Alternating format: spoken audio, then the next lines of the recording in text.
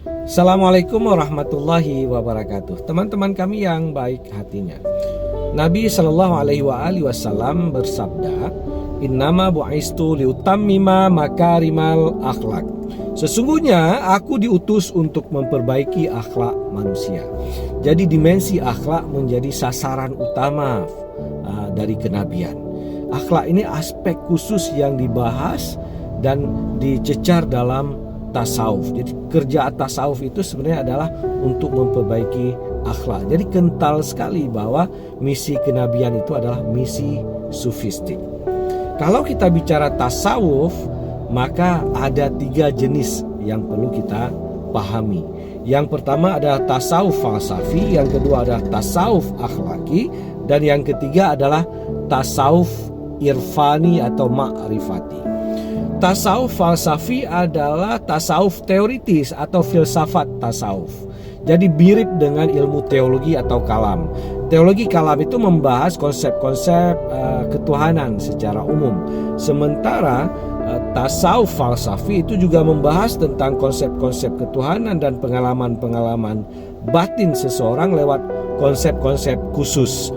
Makanya kita kemudian mengenal ada istilah-istilah dalam dunia sufistik semacam ittihad, hulul, wahdatul wujud atau wahdatul syuhud, kemudian juga mukasyafah, kemudian hijab atau kemudian musyahadah, fana, baka, dan sebagainya.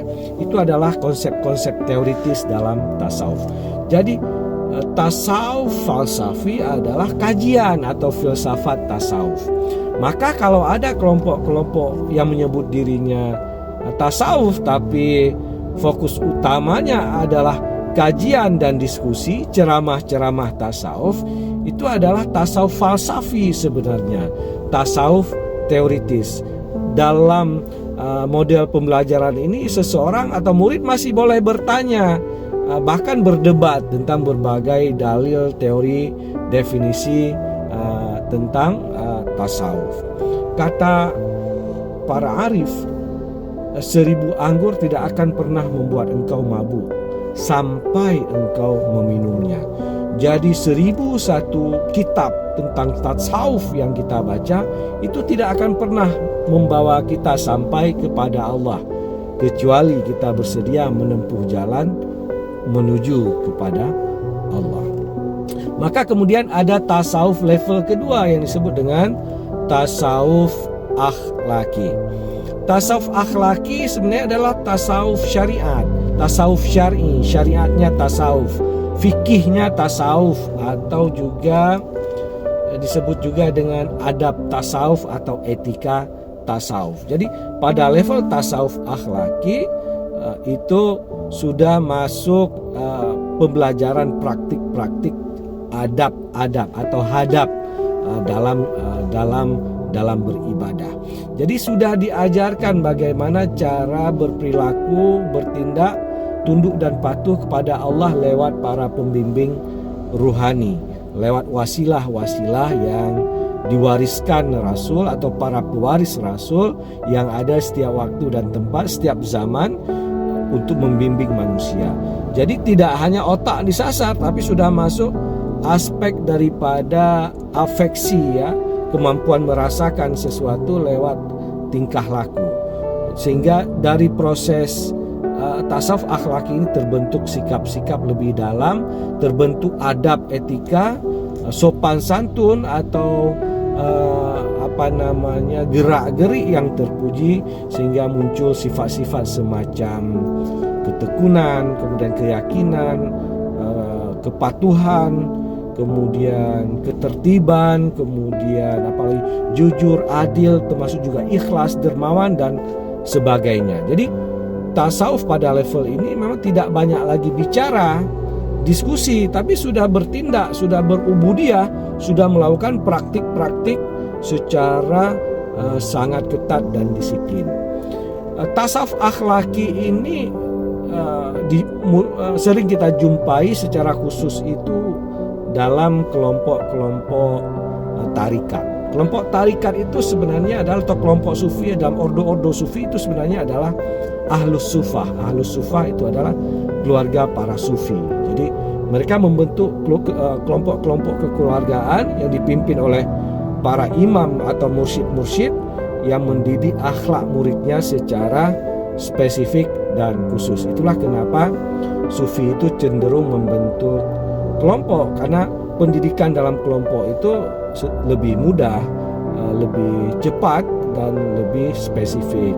Dalam dunia militer atau polisi kan juga begitu, mereka punya kelompok yang di situ bisa dididik secara khusus bagaimana sikap-sikap yang sesuai dengan tujuan-tujuan yang ingin dicapai. Itu. Nah, para sahabat sebenarnya juga kelompok-kelompok sufi yang selalu hidup bersama Nabi, mendampingi Nabi secara khusus, yang dididik secara khusus adab-adab atau perilaku-perilaku dalam beribadah, dalam berhubungan dengan guru dan dengan Allah. Nah, itu adalah yang kedua, tasawuf akhlaki. Jadi disebutkan adab lebih penting dari ilmu. Jadi adab ini lebih tinggi nilainya daripada kajian tadi. Jadi iblis itu sebenarnya cerdas sekali segala macam ilmu ketuhanan, ilmu tasawuf dan macam-macam. Tapi adabnya yang kurang, dan adab inilah yang banyak hilang dalam pendidikan modern ini, karena terlalu banyak diajak berpikir kritis tanpa membimbing perilaku secara spesifik. Nah, yang terakhir adalah tasawuf irfani atau tasawuf ma'rifati atau tasawuf amali. Nah, inilah tasawuf yang bisa membawa seseorang sampai kepada Allah. Karena dalam dunia tasawuf yang terakhir ini sudah diperkenalkan teknik-teknik pendewasaan spiritual. Jadi ruh manusia itu merupakan semacam organisme hidup. Hidup dia. Justru dialah yang paling hidup sebenarnya, bukan material kita. Jadi sejak lahir sampai dewasa dia harus dikasih gizi sehingga tumbuh berkembang, wadahnya menjadi kuat, punya katakanlah sayap yang kuat untuk melakukan mi'raj rohani sampai ke sisi Allah.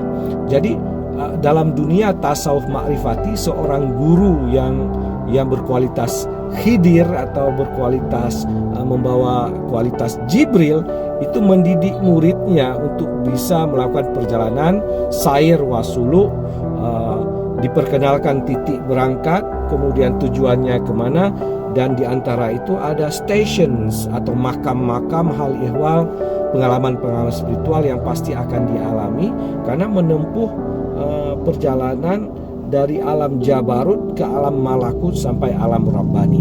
Karena benar-benar melakukan perjalanan sehingga seorang murid itu kemudian mengalami perjumpaan-perjumpaan, keterbukaan hijab, mukasyafah, sehingga bisa bersentuhan, melihat, berkomunikasi secara transendental dengan ontologi yang lebih halus, lebih tinggi, lebih murni, lebih agung dalam berbagai tahapan alam ini.